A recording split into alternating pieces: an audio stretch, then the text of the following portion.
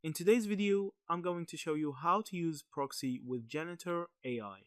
Currently, using a proxy with Janitor AI has become a common trick for people who want more privacy, faster regional connections, or to bypass restrictions.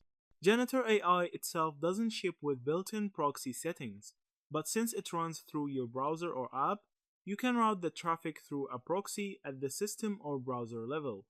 That way, every request Janitor AI makes to its API, whether you're using OpenAI, Cobalt, DeepSeek, or a custom model, flows securely through your proxy of choice. The easiest way is to configure a proxy directly in your browser. If you're on Chrome or Edge, you can go into Settings to System to open your computer's proxy settings and add your proxy server IP, port, username, and password if required.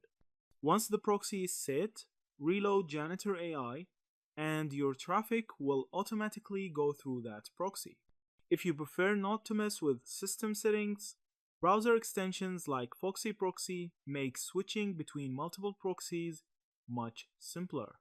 A pro tip is to always use residential or rotating proxies if your main goal is to avoid restrictions, since data center proxies can sometimes get blocked quickly.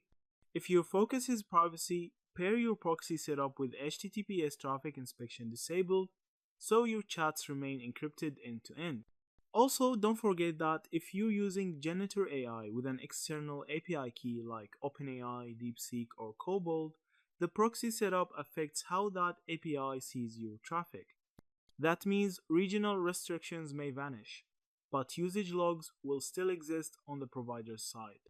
This gives you more control over how and where your traffic flows, all while keeping your AI chats smoother and more private. Yeah, that's it. Thank you for watching this video.